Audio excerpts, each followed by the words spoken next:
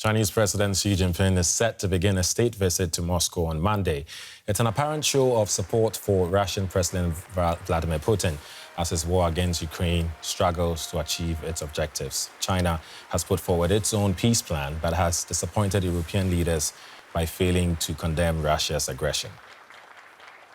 Russia's front line in Ukraine has advanced, retreated, and inched forward since its invasion a year ago. But one thing has stayed constant: European hopes that Russia's biggest ally could push it to end the destruction. It is important for us that China does not choose Russia's side. We expect China to fully use its influence on Russia to bring Russia to respect international law. I said to President Xi that it's important for China to exert its influence on Russia. China has called for peace negotiations. Last month, it released a 12-point peace plan for the Ukraine conflict that was widely condemned by the West for not making specific demands on Russia. Indeed, Beijing looks reluctant to clip Russia's wings. Before Russia invaded Ukraine, both President Xi and Putin declared a no-limits partnership between their countries. They've met in person since then, and President Xi's state visit to Russia is a strong signal to the West. Because Putin didn't win the war quickly, it's had to rethink its relationship while keeping this very strong alliance intact. So China's main focus is to make sure that it continues to trade heavily with the West, while also maintaining its close friendship with Russia. One limit to this no-limits partnership may be Russia's threats to use nuclear weapons in the conflict. In a statement, President Xi called on the international community to jointly oppose such a move. But China may be offering Russia material support in the war. U.S.-based security researchers say that Chinese companies are exporting equipment to sanctioned Russian defense firms. And the U.S. has warned that China may soon provide lethal support to Russia. There's no evidence of that happening on a wide scale yet. China has taken on an increasingly combative posture towards the U.S. With China and Russia working together, the world will have the driving force towards multipolarity and greater democracy in international relations. And global strategic balance and stability will be better ensured. The more unstable the world becomes, the more imperative it is for China and Russia to steadily advance their relations. As Moscow's troops struggle on in Ukraine, China is working towards its long-term goal of expanding its borders and influence on the global stage. For more on this, I am joined by Velina Chakharova. She's the founder of the geopolitical consulting company FACE and is the former director of the Austrian Institute for European and Security Policy in Vienna. Ms. Chakharova, thanks for your time. What can we expect from Xi's visit to Moscow?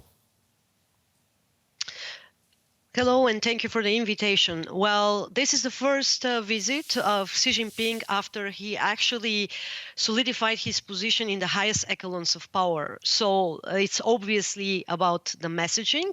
It's obvious also that the symbolism here is very, very strong. But let's talk about the geopolitical side, and that is that China still wants to avoid a three-front scenario from happening. That means that Xi Jinping sees itself in a critical phase of military escalation in the Strait of Taiwan, and also in a phase of ongoing tensions along the line of actual control with India. And that means that he wants to prevent any security vacuum in the north of his borders, that is 2,400 kilometers long border with Russia. So the message is clear.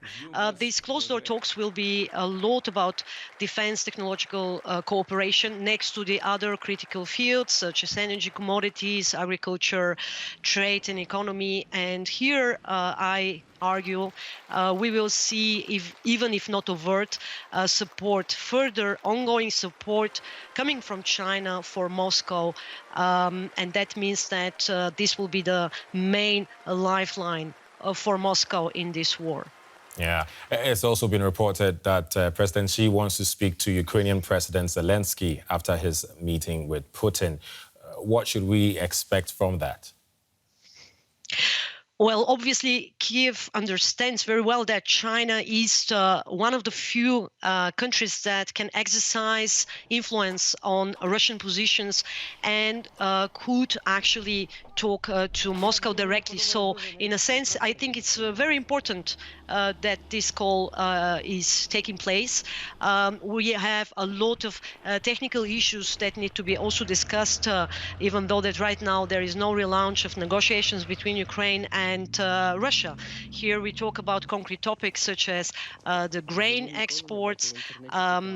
We talk also about topics such as exchange of prisoners of war, ensuring also humanitarian corridors. And China can also communicate some of Moscow's positions after the direct meeting between Xi Jinping and Vladimir Putin. So in a sense, this is, I think, an important step for Ukraine, but also, of course, we know for a fact that China wants to present itself as a mediator and as a rational, player in the international arena.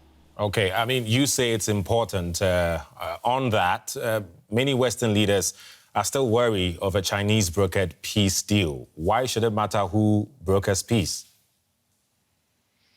Well, it matters a lot because right now China comes with a huge diplomatic boost to Moscow. It has mediated the Iranian-Saudi deal, of course, not without Russian help, by the way, as we know that the geopolitical rapprochement between Iran and Russia is very, very strong.